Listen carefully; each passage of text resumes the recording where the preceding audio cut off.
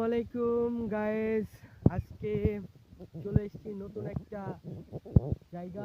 যে জায়গাটা আসলে একদম বাংলাদেশের শেষ প্রান্তে অবস্থিত। আর এই জায়গাটা আসলে সবাই সবাই মোটামুটি চেনে, কিন্তু বাইরের কোনো মানুষ আসলে এই জায়গাতে এসে বসতো না বা চিনেও না। তো তো আসলে হচ্ছে আবারও চলে আসলাম সেই বর্ডার সাইডের একটা জায়গাতে, যে জায়গা আসলে মানে একদিকে বাংলাদেশ, অন্যদিকে ভারত। তো সেই দুই দেশের মানুষকে তাদের যে জায়গাগুলো আছে, ক্ষেত খামার আছে, সেগুলো দেখানোর চেষ্টা করব। তো ইনশাল্লাহ সবাই আমাদের সাথে থাকুন।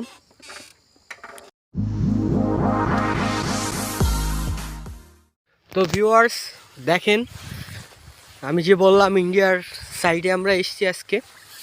ইন্ডিয়ার সাইডে এইটা হচ্ছে সিমের বাগান, সিম গাছ লাগাইছে। আপনারা দেখেন, সিম তো সচরাচর এখানে না আসলে আপনারা দেখতে পারেন না। আসলে চাষ খুব ভালো একটা জিনিস, সবাই আসলে করতে পারে না এগুলো। এখান থেকে আসলে সোজা চলে গেলে ইন্ডিয়ার সব কিছু দেখা যাচ্ছে। লাইন ইন্ডিয়ার কারেন্টের লাইন এটা দিয়ে হয়তো বা কোনো ইন্ডিয়ার কোনো প্রদেশে লাইন চলে গেছে, আমরা জানি না অতটুকু। তো এখান থেকে এই যে ভুট্টা চাষ করছে আর কি, ভুট্টা গাছ সবাই হয়তো বা দেখতে পারবেন না। আর যারা শহরে থাকেন তারা তো এগুলো দেখেনি না।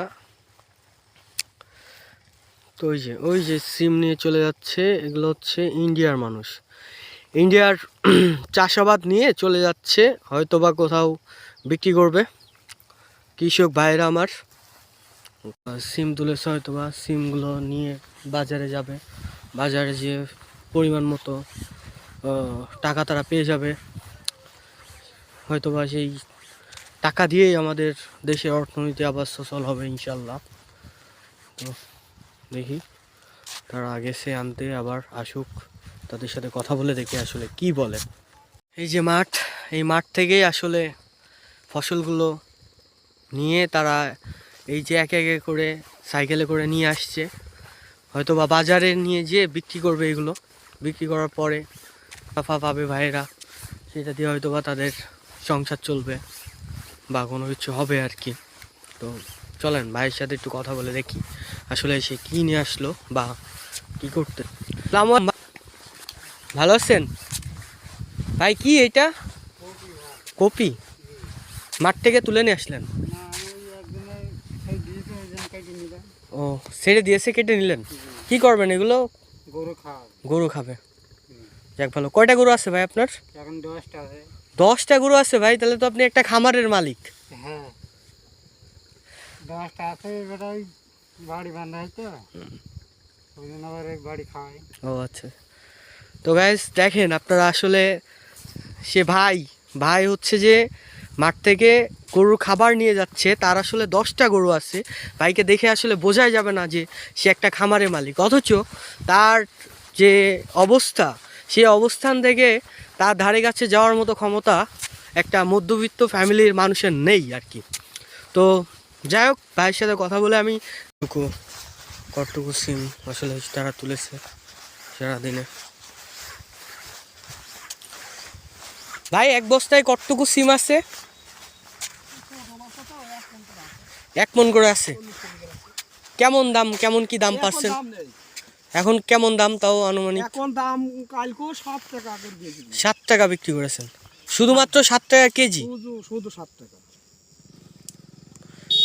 তাইলে সিমের তো দাম নেই। দাম নেই, এই দাম করি গেলে কতটা বলবো। আপনি কতটুকু চাষ করেছেন জমিন? সিম আমার 2 বিঘা আছে। 2 বিঘা আছে। 2 বিঘা চাষ করেছেন, বিক্রি করেছেন কত টাকার এভারেজ? লাখ 3 টাকা হয়েছে। লাখ 3 টাকা হয়ে গেছে? মাশাল্লাহ মাশাল্লাহ, অনেক টাকা হয়ে গেছে। 250 টাকা বন্ধ কেজি বিক্রি হয়েছে। 250 টাকা কেজি বিক্রি প্রথমে করছেন? প্রথমে হয়েছে। যাক মাশাল্লাহ, অনেক ভালো হয়েছে। ঠিক আছে আঙ্কেল, আল্লাহ হাফিজ। বাড়ি কোন গ্রাম? আমার বাসা কুল। তো দেখলেন, তারা হচ্ছে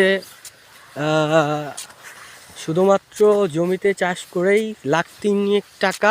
তিন লাখ টাকা তারা শুধু সিম বিক্রি করে পেয়েছে। মাশাআল্লাহ, এটা অনেক বেশি। তারা প্রথমের দিকে হয়তো বা খুব বেশি একটা দাম পেয়েছিল, কিন্তু একেবারে লাস্টের দিকে এসে একদমই তারা কোনো দাম পাচ্ছে না। 7 টাকা কেজি দরে সিম বিক্রি হয়ে যাচ্ছে। তো তো যাই হোক, আমাদের দেশের চাষিরা অনেক ভালো আছে। প্রথম দিক থেকে অনেক বেশি মুনাফা তারা পেয়েছে, কিন্তু লাস্টের দিকে তারা হয়তো বা পাচ্ছে না। এটা দুঃখের কোনো বিষয় না, শেষের দিকে এসে এমনই হয়, এমনটাই হওয়ার কথা থাকে আর কি। তো ঠিক আছে, যতটুকু দেখানোর দরকার ছিল বা দেখানোর ইচ্ছা ছিল, বা যতটুকু দেখাতে পেরেছি, বা যা কিছু জমির চাষ আপনারা দেখতে চান, সেগুলো আমাদেরকে অবশ্যই